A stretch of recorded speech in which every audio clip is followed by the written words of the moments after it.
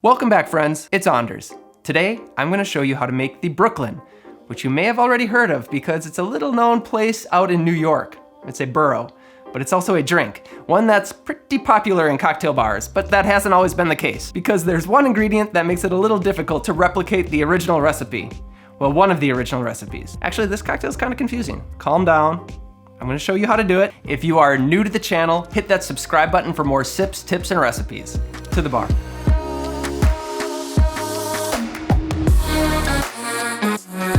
By the early 1900s, the Manhattan and the Bronx were two well-established cocktails that were named after New York boroughs, so it really was only a matter of time before Brooklyn had its own cocktail. Everybody knew it was coming, so everybody started making their own Brooklyn cocktail.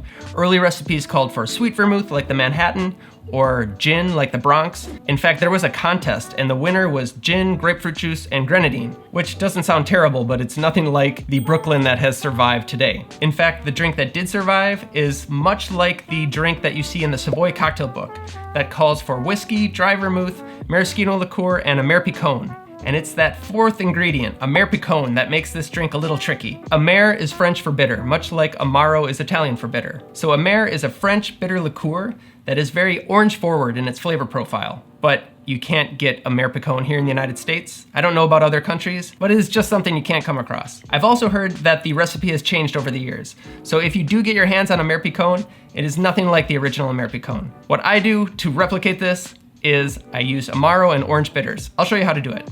For the tools, you'll need a mixing glass, jigger. I got a Hawthorne strainer. You don't need a Hawthorne strainer, julep strainer, spoon, a peeler, and that'll be it. It's gonna be served up, so get your cocktail glass chilled, and I'm gonna garnish this with a cocktail cherry and some orange oil. Now the booze.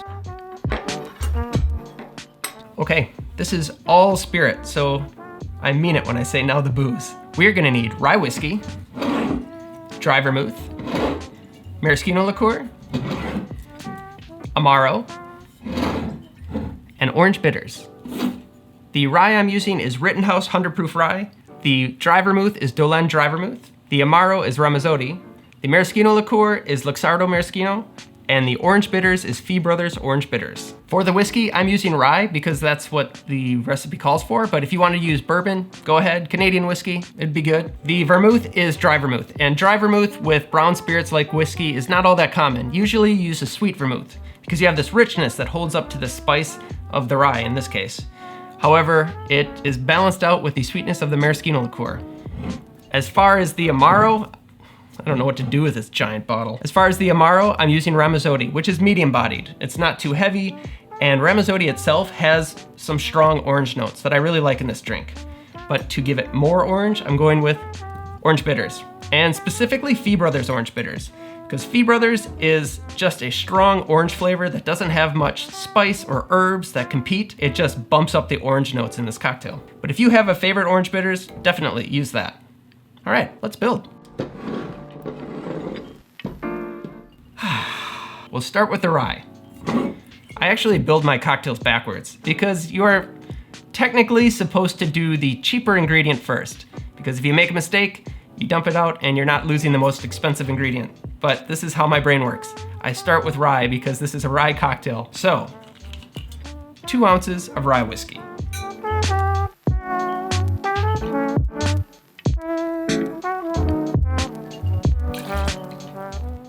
One ounce of the dry vermouth.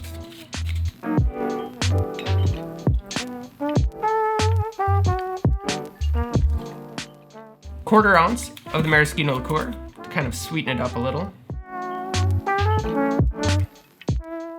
Another quarter ounce of the Amaro. I'm getting weak. I need to exercise. And then 2 good dashes of the orange bitters. I'm gonna actually say 2 to 3 because this is a new bottle. And when you have a new bottle of bitters and you dash, little comes out. So let's see how much comes out. 1, 2, yeah, no, I'm gonna go a third. So 2 to 3 dashes of orange bitters. Now we add ice and stir. The usual 30 seconds will do. The Ramazzotti and the orange bitters is what I'm using to approximate the Amer Picon. You could use other Amaros, Like Montenegro would be really good. That's a lighter Amaro. I don't know if this shows up on camera, but every turn of the spoon, the whole bar top moves. One day, this will be a real bar. Not today. Watch for that ice to fall into the drink. Side of the glass will get that condensation so you know it's cold, and you can kind of feel when it's ready. This should be ready. Get your chilled glassware. And then we're gonna put a cherry on the bottom. Some people will put it on a stick, and you can do that too, but I like a cherry on the bottom of this drink. And then strain the cocktail right on top of the cherry. Only thing left is a little orange oil to really bring up that orange. So I'm just gonna take a swath, express the oils on top, like that.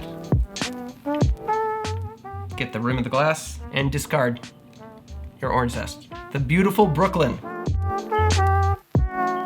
I made this pretty full, so I don't want to spill, but I want to show you. Oh, shaky. I'm so nervous, these fragile glasses. Let's taste it. I hope it tastes hip and expensive.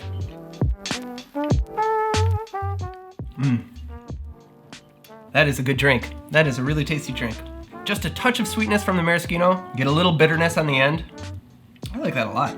Oz? Oh, sure. I've had this drink before. You have. Good? Yeah. Yeah. Yeah, it's not as rich as a Manhattan. Very It's just bright. kind of bright and clean. Then we've got the cherry sitting on the bottom, so we've got something to shoot for. If you want, hit that like button if you enjoyed this video. Hit the subscribe button. There's a little notification bell that I would love for you to hit. You'll just be notified the next time a video comes out, which will be next week. As they say in New York, in Brooklyn specifically, goodbye.